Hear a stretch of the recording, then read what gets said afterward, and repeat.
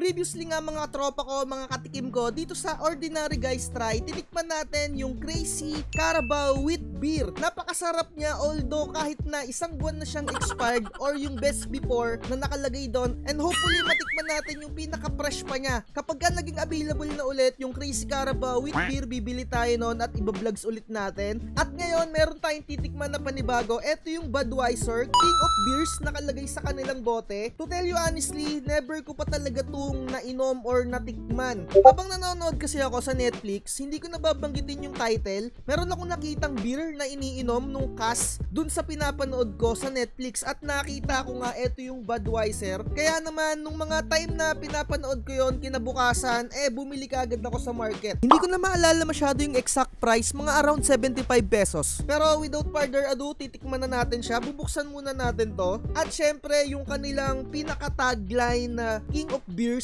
syempre naman time to time, may mga panibagong beer na umuusbong dyan sa mga market. Kaya hindi ko alam kung etong Budweiser, eto pa rin talaga yung King of Beers. Pero dito sa channel natin, yung Kirin Ichiban na which is, para sa akin, ayun yung pinakamasarap na beer. At nung nakaraan, medyo bumaba na yung level niya dahil may natikman ako na napakasarap na beer para sa akin. Ayun na yung number 1 ko. Hindi ko alam kung mas malalampasan neto yung natikman ko.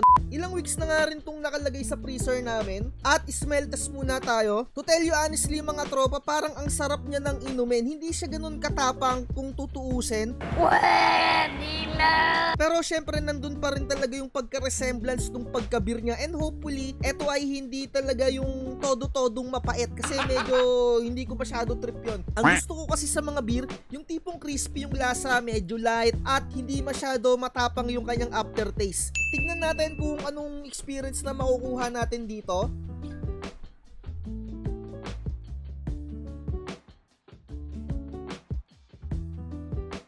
Ayan.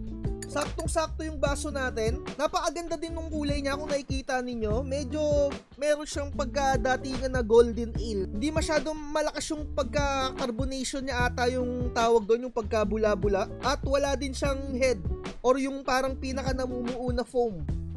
Hindi ganun kalakasan din yung lasa niya. And hopefully etong beer na to sana hindi pa naman to sira. Medyo may katagalan na siya sa rep namin. Parang ilang weeks na rin to. Without further ado, tikman na natin. At ang pulutan pala natin, meron akong natira ditong adobong paa ng manok.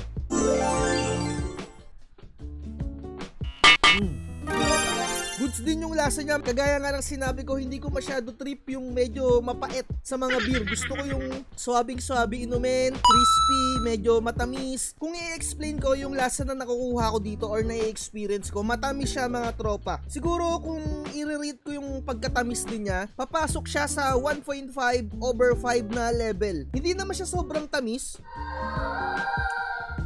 Napaka-light lang din niyang inumin. Hindi siya yung typical na lasa ng beer na iniinom natin dito sa Pilipinas, yung tipong Red Horse. Hindi siya gano'n, napakalayo nung lasa niya. Pero ang sarap, ang tamis, kayang-kaya mo din siyang i-straight. And wala naman akong nakukuhang aftertaste sa kanya.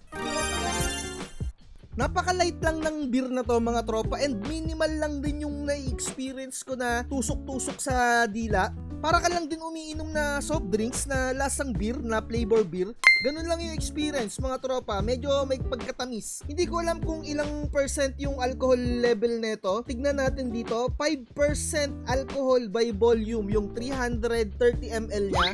At sa pagkakaalam ko mga tropa ko, merong dalawang klase na Budweiser. Merong US na version and merong parang Czech Republic ata na version din yung ganito. Hindi ko na maalala pero parang may napanood ako, naglalaban sila tungkol dun sa trademark na Budweiser. Ito parang Budweiser ata to na US version kung hindi ako nagkakamali. Ito yung kanyang pinaka-logo sa kanyang bote. Napaka-premium din tignan nung kanyang bote kung tutuusin. Ang ganda din ng sticker niya, ayan.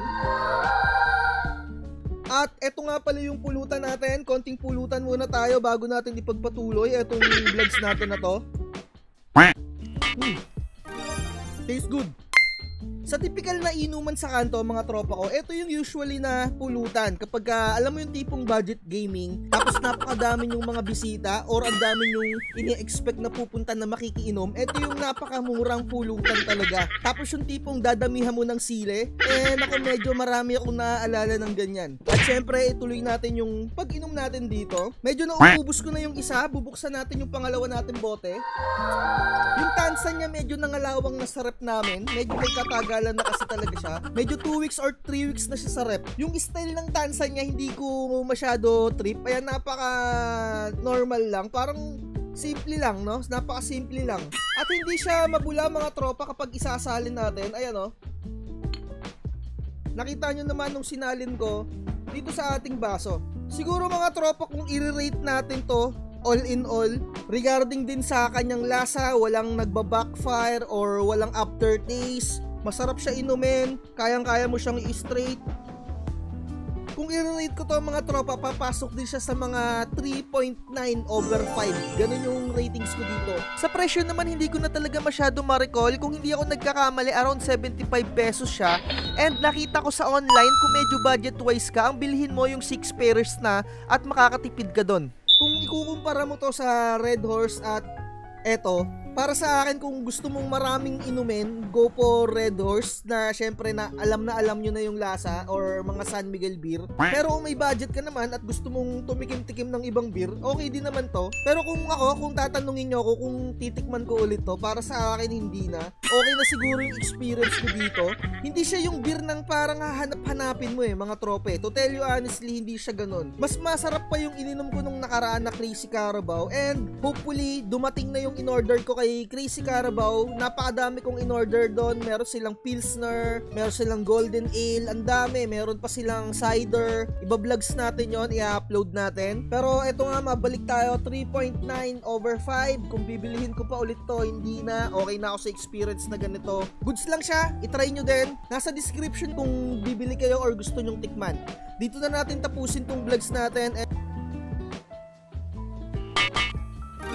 Sa mga bata na nanonood na hindi pa ganun wasto yung edad nila sa pag-inom ng ganito, wag na muna kayo magtatry ng ganito. Antayin nyo yung time nyo na pwede na kayong uminom ng mga beer. And hopefully sa mga ibang nanonood, matry nyo din tong Budweiser. It is a good experience. And tungkol dun sa 5% alcohol by volume niya, medyo nararamdaman ko na yung konting kargada ng beer niya. Sana wala tong mga hangover. Etong Crazy Carabao, medyo may hangover ako dun medyo sumakit yung ulo ko dun. At dito na natin tapusin to. Like, share, and subscribe. Comment down below kung meron kayong alak or mga kahit na anong hard drinks na gusto nyong ipatikim sa atin. Bibilihin natin yan. Basta abot kaya ng budget natin. Bye-bye. Cheers mga tropa.